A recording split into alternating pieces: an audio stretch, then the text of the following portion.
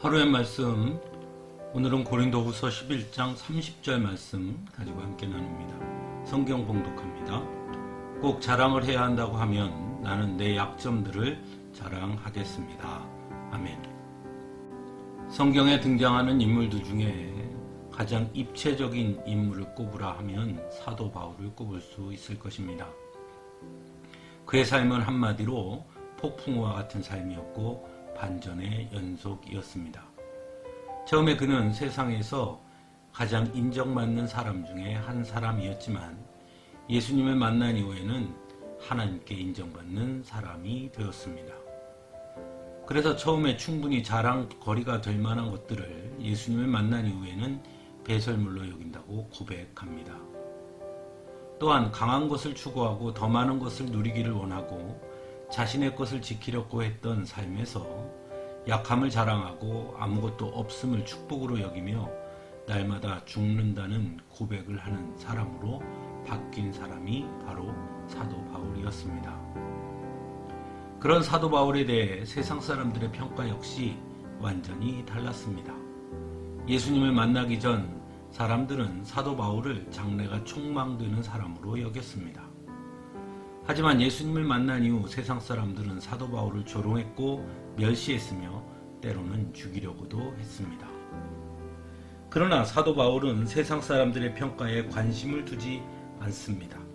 그는 언제나 한 곳만 바라봤고 한 분만 바라봤으며 그 한 분의 평가만을 가장 중요하게 여겼습니다.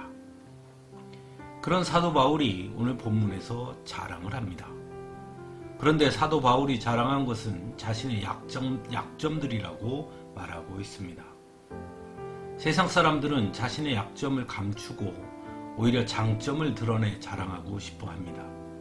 그런데 사도 바울은 오히려 자신의 약점들을 자랑하겠다고 말합니다. 그는 말합니다. 나는 수고도 더 많이 하고 감옥살이도 더 많이 하고 매도 더 많이 받고 여러 번 죽을 뻔하였습니다.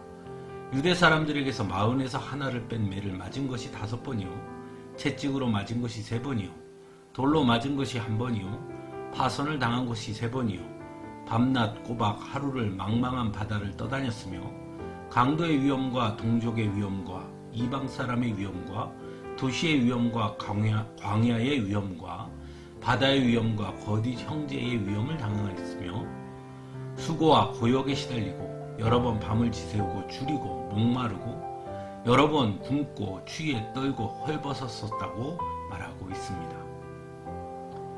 즉 사도 바울이 예수님을 만난 이후에 살아온 삶의 과정을 말하고 있는 것입니다. 그런데 사도 바울이 말하고 있는 이런 삶은 결코 자랑거리가 될 수 없는 삶의 모습입니다. 오히려 그런 삶을 살지 않으려고 모든 사람들은 노력할 것입니다. 그럼에도 불구하고 사도 바울은 그런 삶을 자랑한다고 말합니다. 사도 바울이 자랑할 수 있었던 것은 그 모든 삶이 철저하게 예수 그리스도를 따라가는 삶이었고 하나님의 부르심에 응답한 삶이었기 때문입니다. 그러므로 사도 바울이 자랑한 것은 삶의 모습이 아니라 어떤 상황 가운데서도 오직 주님만을 따라간 그 삶을 살았다는 것을 자랑하고 있는 것입니다. 또한 사도 바울이 자신의 약점들을 자랑한다고 말한 것은 자신의 약점을 통해 그럼에도 불구하고 자신을 사용하시는 하나님의 역사하심을 드러내고자 했기 때문입니다. 즉 사도 바울은 자신을 드러내고자 자랑하는 것이 아니라 철저하게 하나님을 드러내고자 했다는 것입니다. 그처럼 사도 바울의 모든 관심은 오직 하나님께 있었다는 것을 알 수 있습니다. 사랑하는 성도 여러분, 성도가 가장 자랑해야 할 것이 무엇일까요?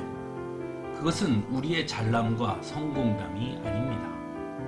오직 성도가 자랑해야 할 것은 우리를 통해 행하신 하나님의 역사하심이어야 하는 것입니다. 그래서 우리는 우리의 약점을 자랑할 수 있습니다. 그래서 우리는 우리의 넘어짐과 실패와 좌절을 자랑할 수 있습니다. 그럼에도 불구하고 하나님께서 행하셨고 그럼에도 불구하고 하나님은 우리를 놓지 않으시며 우리를 통해 일하신다는 것을 드러낼 수 있기 때문입니다. 사도 바울처럼 말입니다. 함께 기도하겠습니다.